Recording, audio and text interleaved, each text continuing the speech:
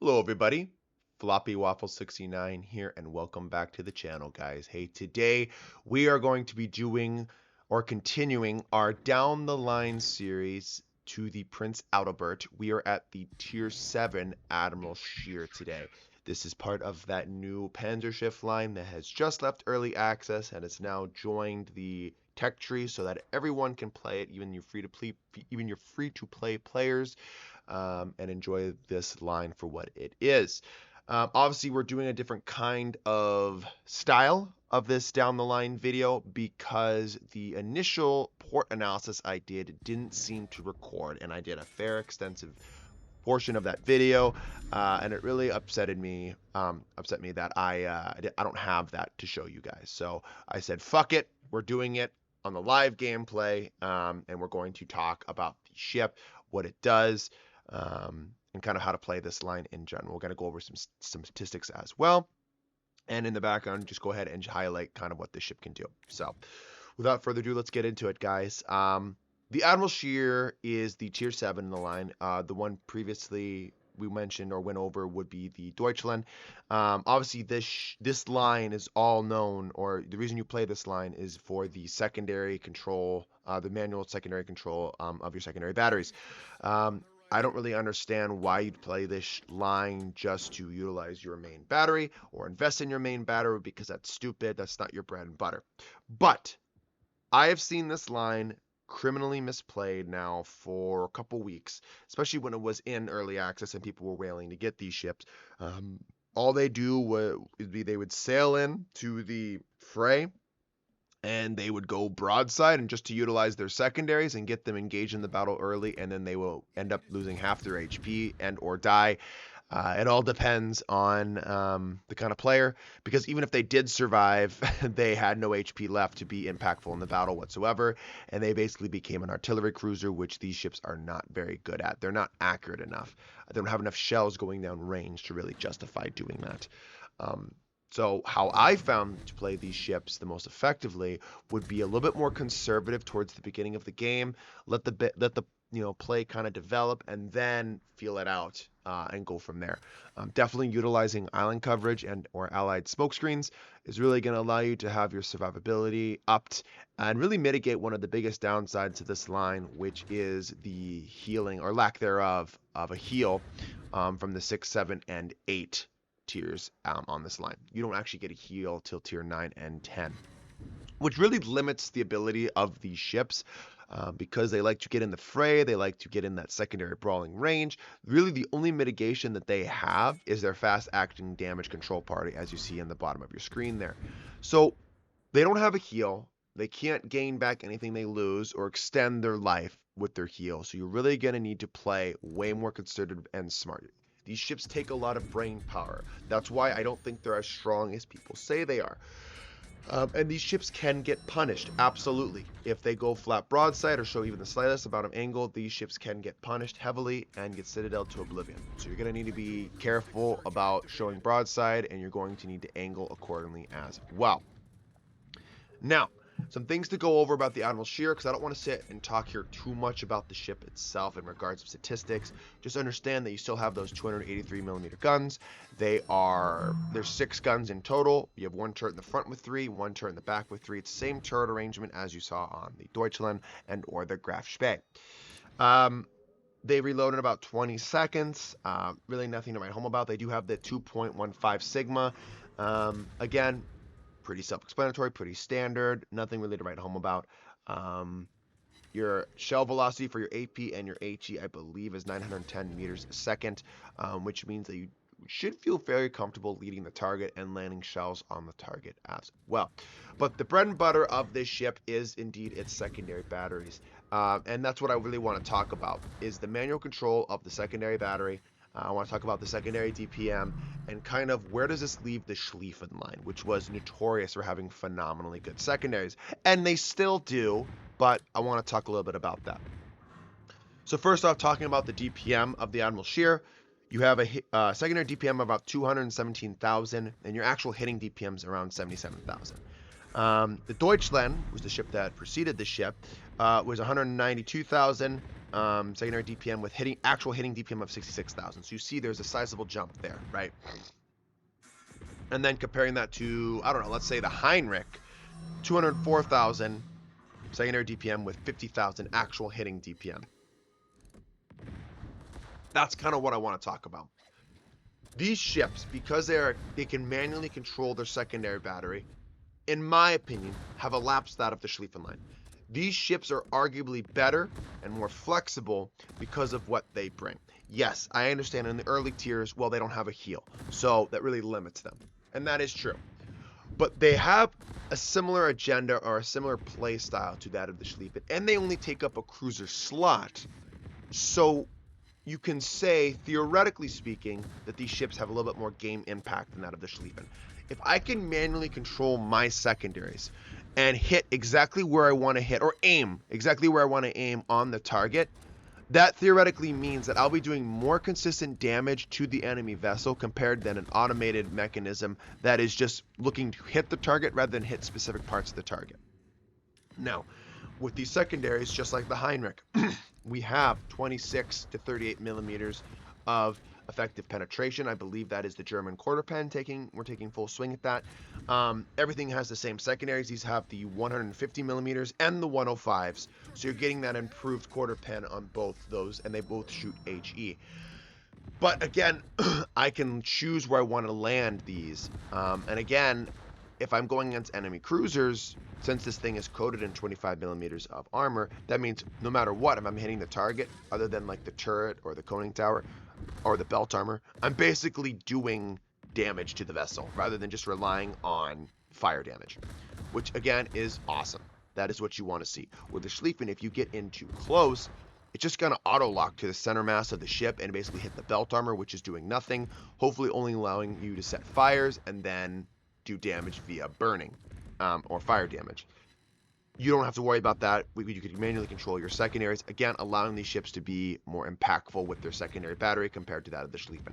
Now, the Schlieffen might have a boatload of secondaries and might send a metric fuck ton of secondaries downrange, but if you get too close, again, especially when you're going against, like, say, a battleship or a heavily armed vessel, you're just going to be shooting out the belt armor, shattering, doing no damage. Whereas this thing, we can hit that superstructure and we can do adequate damage to our opponent.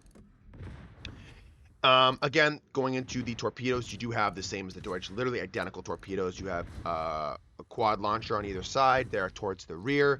They go 8 kilometers and travel around 65 knots. They're torpedoes, right? And 8 kilometers is nice on a German ship for once. We've been used to the 6-kilometer range torpedoes there for like the brawling and close and personal torpedoes, and now we have access to a little bit longer range torpedoes.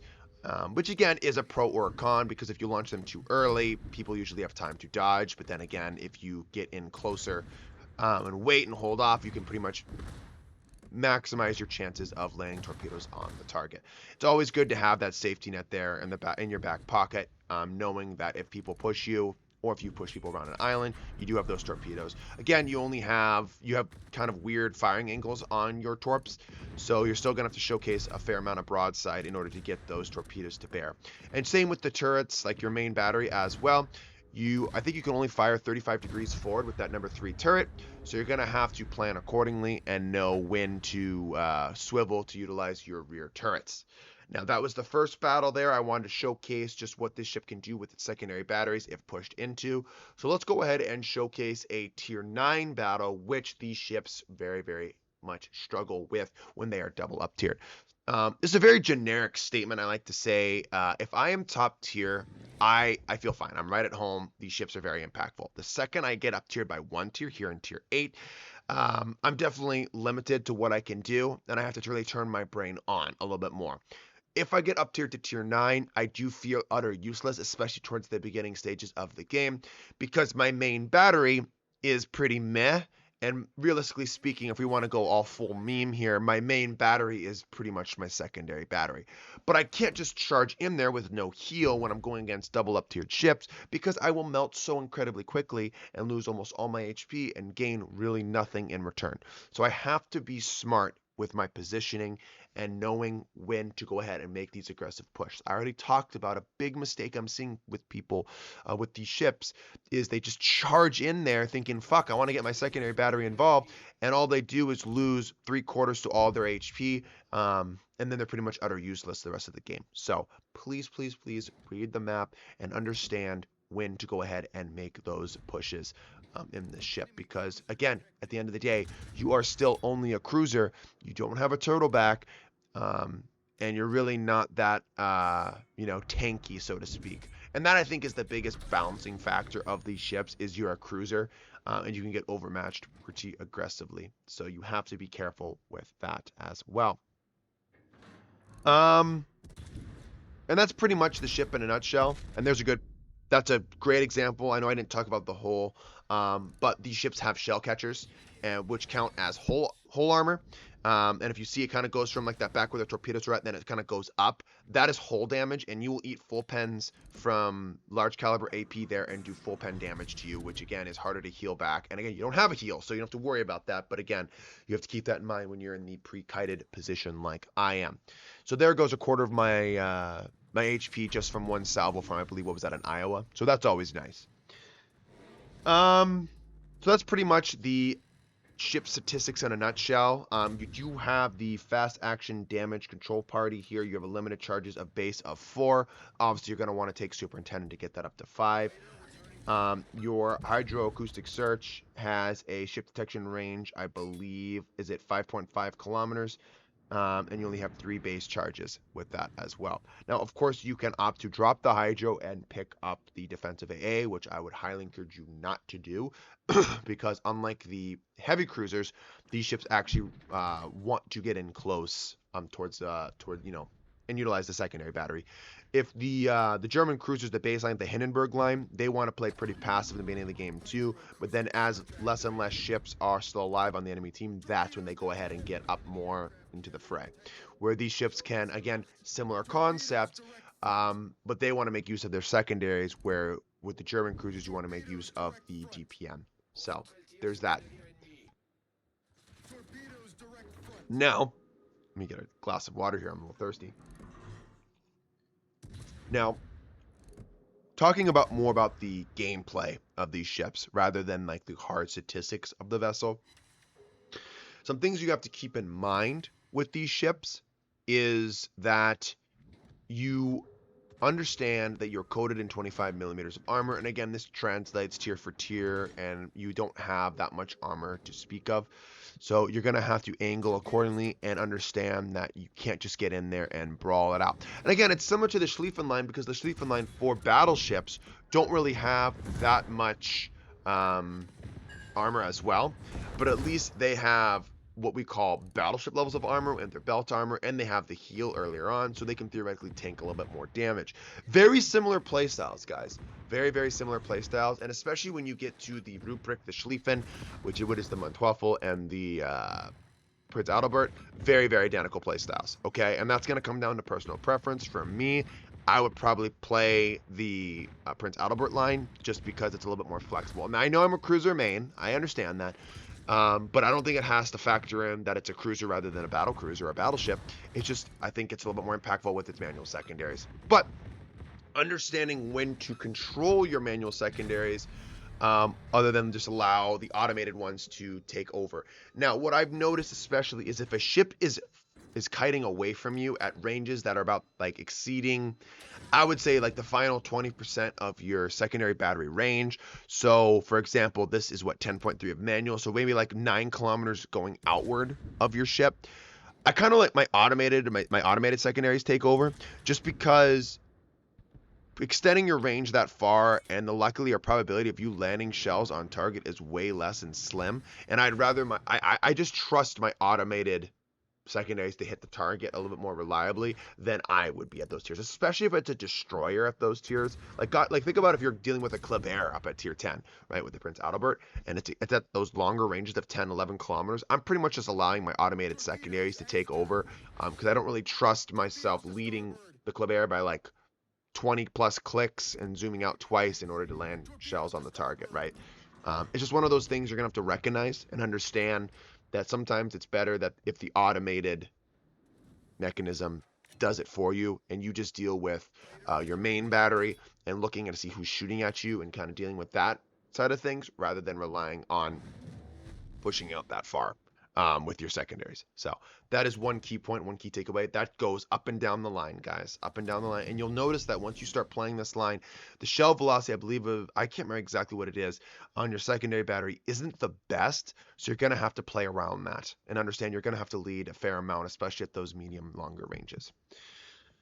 One thing I do want to talk about with these ships is the commander build and the upgrades and all that sort of stuff.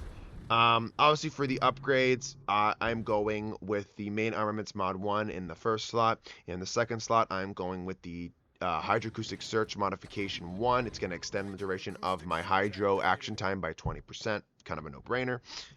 In that third slot, I am taking the secondary battery modification 1 because why do you play this line? You play this line for the secondaries. I understand that some of you might say, well, aiming system's going to increase my 6 guns. They're very limited. I want to make sure I land them on target. Absolutely. I'm there with you. Trust me. But to me, it makes no sense to play this line then. Why don't you just play the Hindenburg line or another line? Because this line is focused solely around those secondaries and making sure that you can punish ships that are either caught in your secondary battery or you push them down and run them down with your manual control of your secondaries. So definitely take the secondary battery modification 1. Third slot, I'm going with the fourth slot, I'm taking the damage control party. I want to make sure I can help mitigate my flood and fire damage and take less damage effectively from both those. For my captain build, I'm going with Grease the Gears. I'm actually taking Demo Expert for my secondaries to make sure I increase my fire chance. Then I'm taking the Pack a Punch skill for secondary battery range and torpedo damage. And then for the number 4 skill, I'm taking the Top Grade Gunner. Obviously, because I have a higher detection, I'm not taking concealment with this build. I'm going to make sure I want to min-max my reload speed. And also, it also lowers my secondary battery reload time, which again is a no-brainer. Then I'm going to go ahead and take Outnumbered. I only have 6 guns, so if I can increase my likelihood of landing those 6 shells on target, I'm going to do so, right? Then I'm taking the Adrenaline Rush, again followed up with the Superintendent to get an extra puff of all my consumables, and then I'm going with the Gun Feeder to allow me to switch back and forth. I very rarely shoot HE in this ship, but there's a time and a place to do so, and I want to make sure I can do that 40% quicker to switch shells if I need to. So just again, it's kind of a universal skill that you want to take a lot on your cruisers especially, and battleships too, depending on, having the right ammunition at the right times. And obviously the Admiral Scheer and the Prince Adalbert line in general is no exception to this rule. Though I am shooting armor piercing probably 80 to 90% of the time just because you have larger caliber guns for cruisers, and I want to make sure I can take advantage of those AP. Even with chunking superstructures, you can still manage to do 5 to 8k damage, especially depending on what tier you're at and if, how many shells you're landing. So a big weakness of the early, I guess, part of this line is you only have 6 guns and you lack a heal, which is really limiting you to playing that secondary brawling role. So it really comes down to you understanding when and when not to push and when not to be aggressive. That's really what it comes down to with this line. So again, to really get the most out of this line is understanding when to do so, when to push, when not to, and when to be aggressive and when not to. Again, I'm seeing a lot of these ships die very, very early because they are just way too aggressive, way too soon. So, also don't forget your secondary flag. You want to make sure you extend that range as much as possible, and you want to take all your flags that are mitigating the incoming damage as well, because we do not like to take damage when we can't heal it back. I mean, we're in cruiser in general, we don't want to take that much damage. So one thing I forgot to mention about these ships is the torpedo protection. You actually have 22% torpedo protection compared to like the Prince Heinrich, which is actually less than you by 1%, which is nice. I guess they're allowing you to be a little bit more aggressive, and you have the cruiser handling with this ship, which is a rudder shift of 9.3 seconds and a turning circle radius of 660 meters. Found it pretty good. I didn't really felt like I needed to spec anything into it. Actually, matter of fact, I thought it was good enough that I could probably just spec into the damage mitigation rather than actually the ship handling, or of the ship in general, like the handling of the ship. So, all in all, not bad. Again, you can see that sometimes I'm letting my auto secondaries take over. I don't really want to focus on the ship right now. I want to make sure I know where the Jaeger's at before I go ahead and then fire my guns, which sadly I have HE loaded. But then I'm going to manually control my secondaries now. Again, one thing too that players are doing is when they're using their manual secondaries like this, they're not zooming in and out after, I don't know, 3 or 4 rotations of their secondaries going off. Please make sure you get in the habit of zooming in and out, because when you're stuck here doing all this damage, sometimes you don't understand and don't see enemy battleship salvos coming your way and if someone fired at you. So don't get tunnel visioned. Make sure you stay alert and oriented, and don't just get caught in the glorious secondary DPM that these ships do have, because I know it is mesmerizing at times.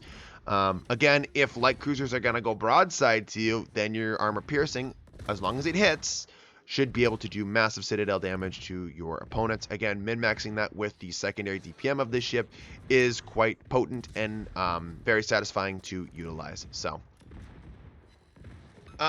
going into my final thoughts of the Admiral Scheer. I don't really want to do final thoughts of the line. We're going to do final thoughts of the Admiral Scheer.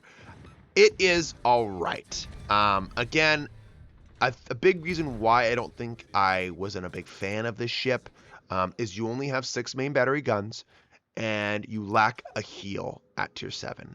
It does kind of suck because it doesn't allow me to play the way I want to play. But then does it beg the question, if Wargaming gave these ships a heal, Deutschland, Admiral Scheer, Keinspec, I think is what you call it, would that be overpowered? No, I don't think so. I don't think it's going to allow these ships to be overpowered at all. I am happy for once that Wargaming decided not to power creep other cruiser lines by giving the mid-tier ships and early-tier ships a heal. But the way that these ships want to play, it kind of begs the question, like, why didn't Wargaming give these ships a heal? My only reason for this, maybe I'm giving them too much credit here, would be so that players understand when and when not to push, and they don't make another dummy focused line like the Libertad that they can just fucking sail in there and get nuked. Again, the armor scheme, they have an above water citadel. They can get punished because, of course, they're cruisers. So it's allowing you to be a little bit more hands-on and a little bit, more like brain powered line. You have to understand when and when not to be able to make these certain maneuvers and pushes. So that's kind of what I can conclude from why Wargaming did what it did. But all in all, I still managed to pull decently good results in the Admiral Scheer. But for me, this ship in the line was kind of a bit of a struggle bus for me. So that's just my opinion, though. I'm sure you guys can go out there and do a little bit better than I did. Again, pretty self-explanatory game. Nothing too incredible, but we did manage to get the E rank. Thank you for the ×2 modifier as being the low tier ship in a tier 9 game. So anyways, guys, I hope you enjoyed this analysis. Stay tuned for more, and I'll catch you in the next one. Have a good day, and peace out, guys.